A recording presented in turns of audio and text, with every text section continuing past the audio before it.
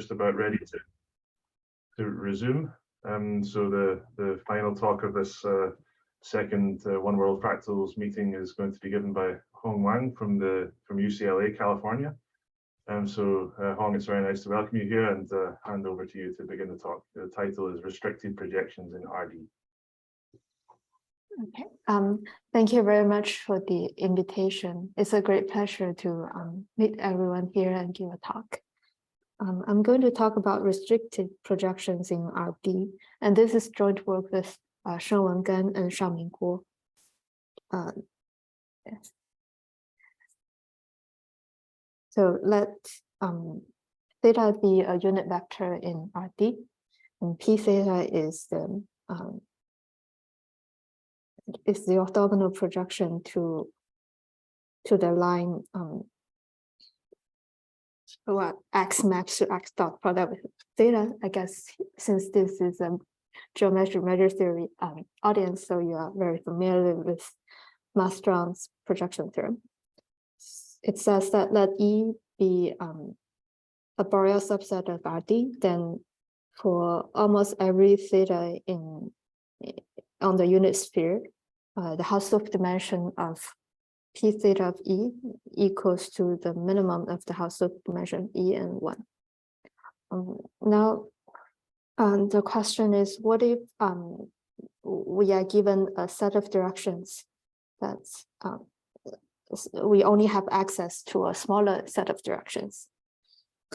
Here is an enemy scenario. So suppose that the set of direction lambda is lies in a hyperplane sigma intersect the unit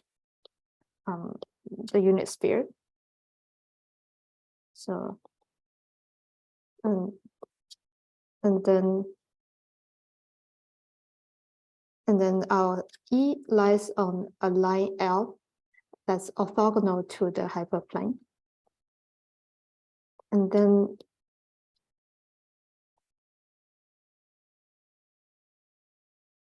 so this is our E, and then the dot product will be a point for any theta for any theta in our set of directions.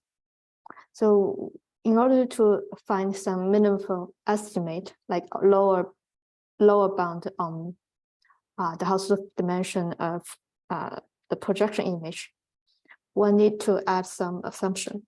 So one reasonable assumption might be, say, the Hausdorff dimension of sigma intersecting of any hyperplane intersecting our set of directions is less or equal than the Hausdorff dimension of this lambda minus 1 for any hyperplane sigma. Well, for me, this seems to be a reasonable assumption that I didn't find any obvious counterexample, but we don't know how to use it yet. So one might add some stronger assumption. Say gamma is a non-degenerate curve on the unit sphere, satisfying the determinant of gamma prime and gamma. So the first derivative of gamma and until all the k derivatives of gamma until the d minus 1 derivative of gamma is non-zero for any point on this parameter space. So indeed, this was conjectured by Fassler and an opponent, saying that in fact, this question I think was raised by them and then conjectured that they made a conjecture in d equals to 3, says that the Hausdorff dimension of P gamma theta of E, where gamma theta is like a point on the curve.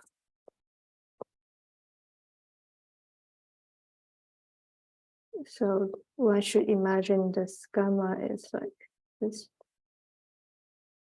And then for typical for almost every theta in the parameter space on the unit interval, P gamma theta of E has Hausdorff dimension equals to the minimum of 1 and the Hausdorff dimension of E. This was conjectured. They also made a conjecture for not like orthogonal projection to a line, but orthogonal projection to a two-plane. But for this talk, we'll only focus on projecting to a line. There are similar results for projecting to K-planes, but for simplicity, we'll just discuss the line case. And when D equals to 3 and gamma is the small circle, let's say this one. And then this was proved by Ken Markey, opponent, and Berneri. For general non-degenerate curve in R3, this was proved by Pramanik, Yang, and Zhao, and independently by Gang, Guth, and Maldak. There is also a result for positive length. This was by so this result was by Terry Harris, saying that if the Hausdorff dimension E is strictly greater than 1, then the projection image has positive length for almost every theta. So this is really an analog of Marstrom's projection theorem in R2 for the Hausdorff dimension greater than 1. For D greater than 3, like the general case, it was proved by Gan, Guo, and myself. Now, let us finish the introduction. Let's talk about the proof method. So let's recall the original one version of the proof of Marstrom's projection theorem, and see how this relates to some restriction theory and how in the end we prove it. So let's take a Frostman measure mu on E, and then the original proof of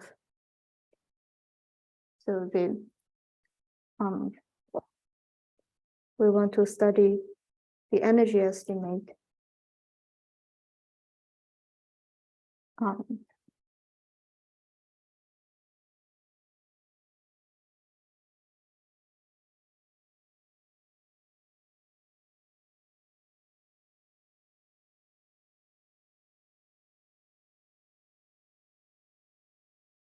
so this was for some t, for any t smaller than the dimension of E. Let's assume that the dimension of E is less or equal than 1. Then, so I think everyone in geometric measure theory are probably very familiar with this proof, but I would just say something quickly how it relates to restriction theory.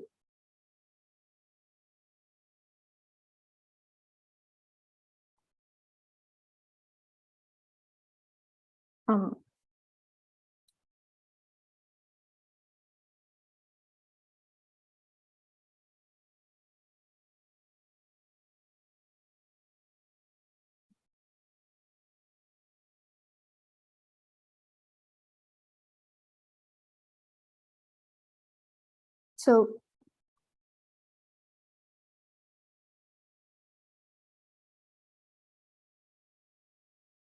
originally, when we are proving a result about a typical direction on the unit sphere, so this sigma is a measure on the unit sphere. But if we are going to we want to prove a result about a restricted collection of directions. So here we put gamma. We use gamma to to denote the image of gamma, and this sigma will become a measure on gamma. So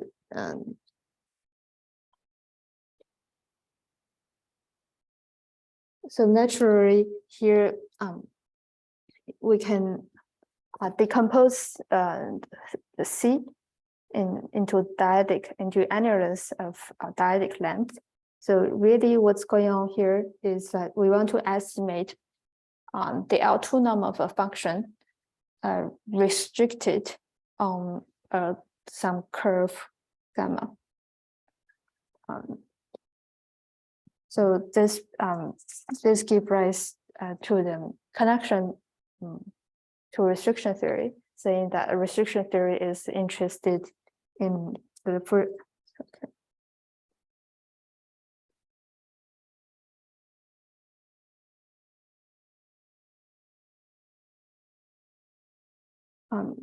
so it's interested in study for what P and Q such that the LP norm of F on some curve. So this not really curve, but some curved manifold. For instance, non-degenerate curve gamma on the sphere is a good candidate. It's less or equal than some constant depending on your P and Q times the LQ norm of the Fourier transform of F. So this is a general question in Fourier restriction theory, and one can ask for any curved manifold.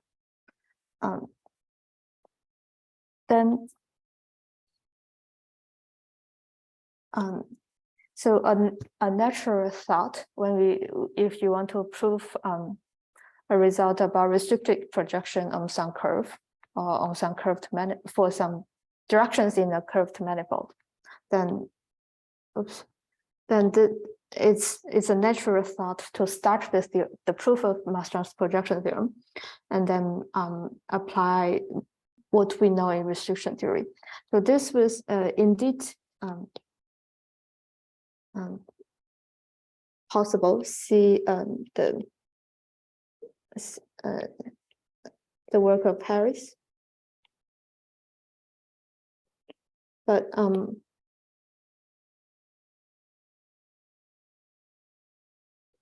where he used some recent techniques in restriction theory,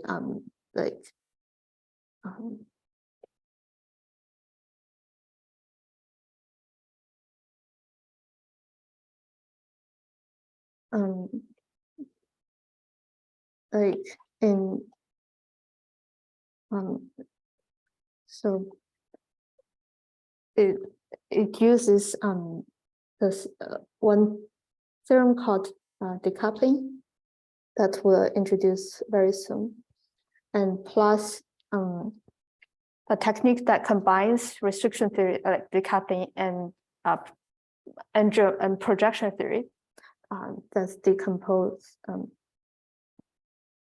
into good bad wave packets that decompose this function into good part and bad part.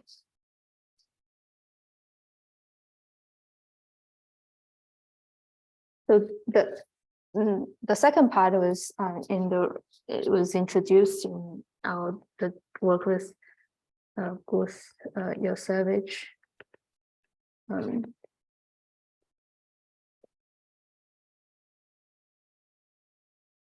and myself in the study of Faulkner distance set problem, but this method, it works, but it's more technical than the method that we are going to discuss later. So, but this one gives us a very intuitive reason why one refers to restriction theory. And now that's a dual version.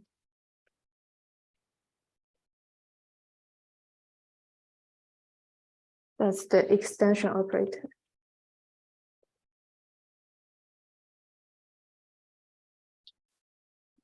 Saying that for any function G with Fourier transform supported on gamma, like LQ prime. So this is for general P and Q, but if we want to study the relation between this inequality and the latter, then this Q will correspond to Q prime. CPQ Q plus Q prime plus 2. That's the definition of Q prime, and then G L P prime sigma gamma.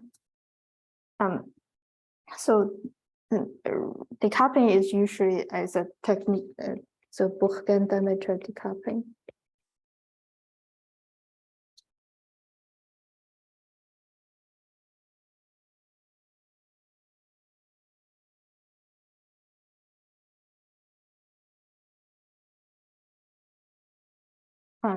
Saying that if we have a curve, it's gamma, and then we cover gamma with those tau. Okay, so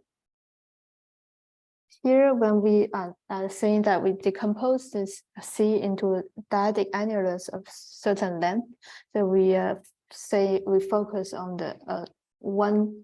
We will focus on one annulus. Let's say focus on C is about R, and then after rescaling, this will correspond to, let's say we have some parameter delta.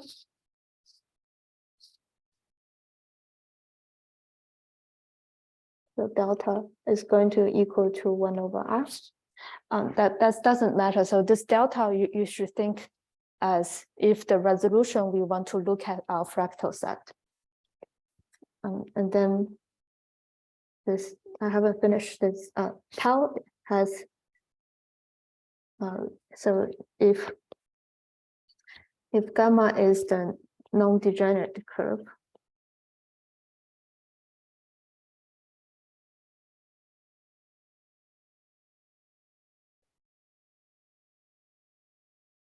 in RD.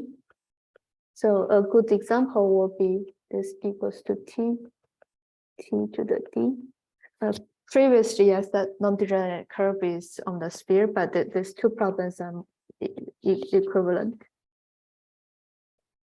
And then the tau will have length delta to the 1 over D. And then the other length will be delta to the K over D for K from, so K from 1 to D. And in particular in R3, we will just have 3 sides, the delta to the 1 over 3 and delta to the 2/3 and delta. And then so we take a partition of unity, so those are the taus.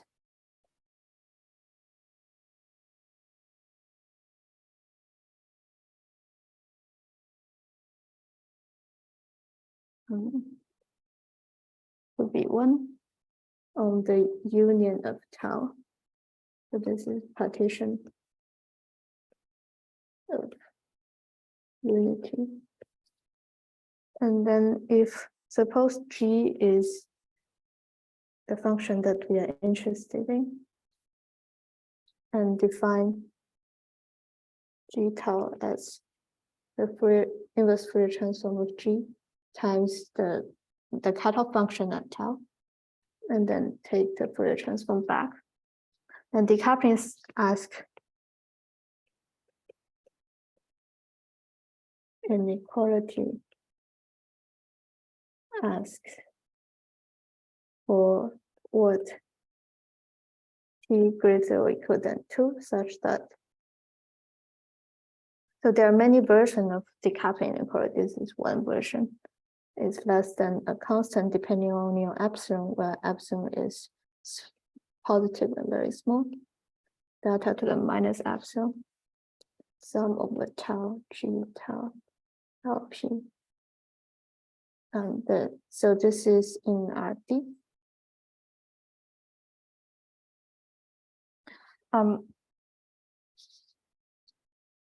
And this would so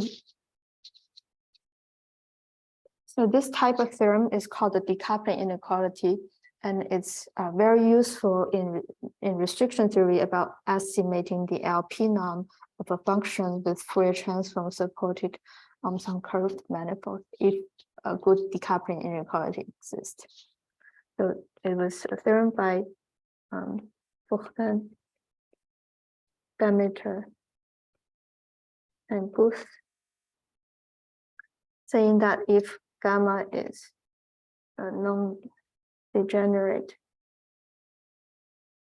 curve in RD, then so let's say this star holds for any p between 2 and b times d plus 1. So this is the powerful decoupling inequality they proved, and it implies say Vinogradov mean value theorem in number theory. Now one can use variants of this decoupling inequality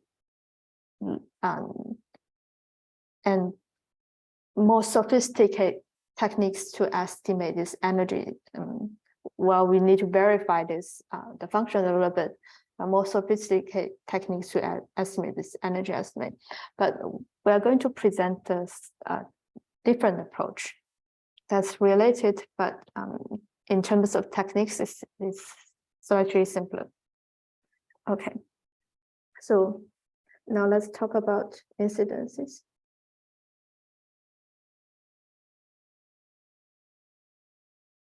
So we usually imagine E as a union of delta balls in RD satisfying the ball condition E intersect any ball radius R, the delta covering number.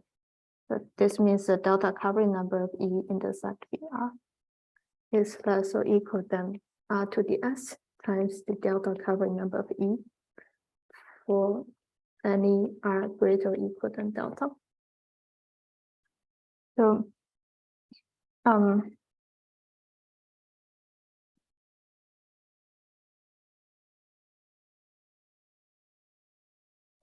for every delta ball X in E, and let's say theta in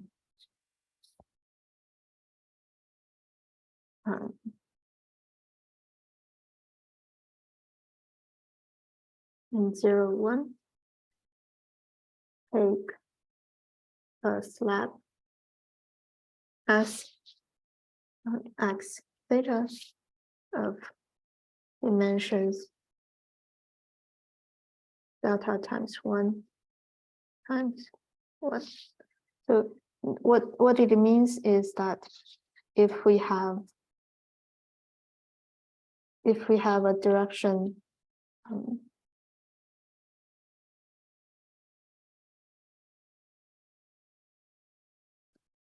gamma theta, and then we have a point X, then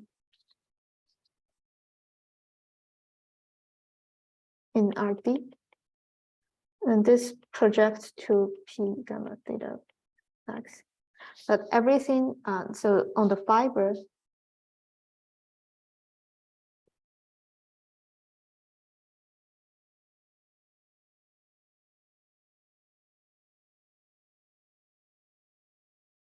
this is SX theta, meaning that this slab will be all the points that project the same projection image as X.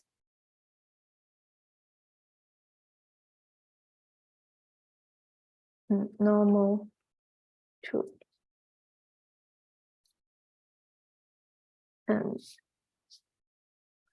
through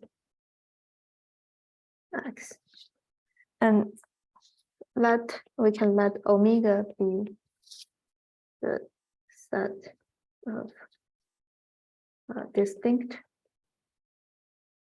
slabs S. So here distinct means that S1 intersect S2 is less than half of the size of Si. So for all the x in E and for all theta, we can take a slab, that's the fiber, and we take the union, we take the set of those slabs, and we keep a subset that concerns of essentially distinct slabs. For example, for let's say for this Y, if this Y are still on the slab, then as x theta, x y theta will be essentially the same, and we keep only one.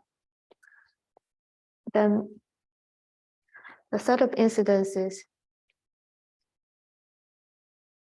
is defined as I, E, omega, E, the set of x in S, in E times omega, such that x is in S. And it satisfies, we have a lower bound. So x in omega is greater than the delta covering number of E times the number of directions in the number of delta separated directions on the curve, that's delta to the -1.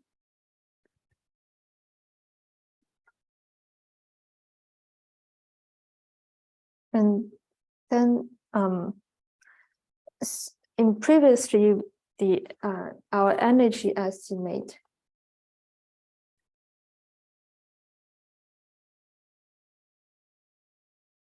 counts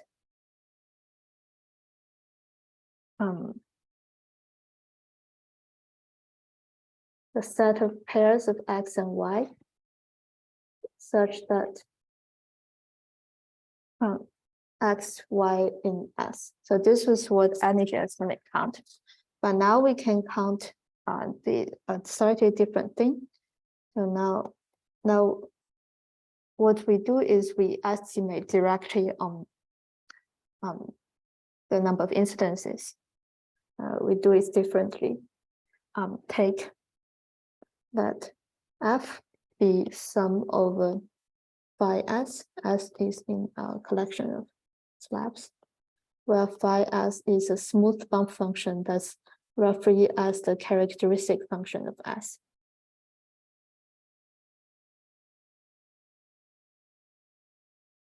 And then the Fourier transform by uncertainty principle and the rapidly decaying smooth functions, the Fourier transform of smooth functions.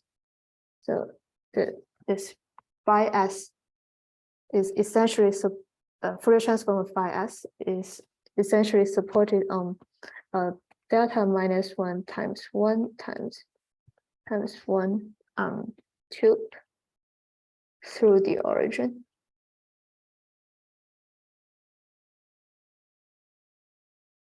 And if S equals to as x theta, then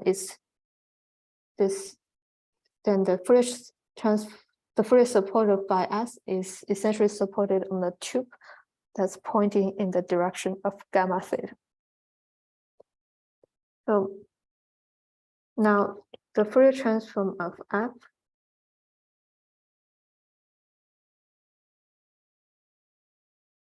is essentially supported on the union of T theta. Each T theta is, so we call this tube as T theta. So in the picture, it will be through the origin, but in directions gamma theta. And then this will go in one curved direction in R3. And then we decompose into a high frequency part and low frequency part. Well, our low frequency is the Fourier transform of f times a bump function supported just slightly below. So the length of each tube is delta to the -1. And then we take a slightly smaller ball delta to the -1 plus epsilon centered at the origin. And then we take the Fourier cutoff. And the high frequency part is the part in the Fourier space supported outside of this ball. And so you can estimate by the frequency localization and uncertainty principle. So if the Hausdorff dimension of B is strictly less than 1, then f, okay, I forgot to say that the integral of f is related to the number of incidences between G and omega. So f is always greater than, say, 10 times the low frequency part of f. And then if, so we only leads to the high frequency part dominate. This implies that, so when the high frequency part dominates, it's supported on some curved cone over a curve. For this cone over a curve, we are going to refer to the decoupling estimate. But here, there is the method by Pramanik and Seeger that can translate decoupling for a curve to decoupling for a cone over a curve. And then we just apply this decoupling theorem here. And then, like, so this is OE.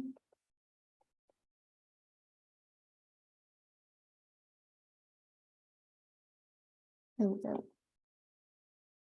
then plug in back. So we apply decoupling inequality on this function and then get an estimate about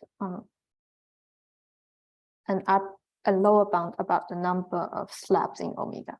So I guess I'll stop here. Sorry, I ran a little over time. That's quite okay. So let's all thank Hong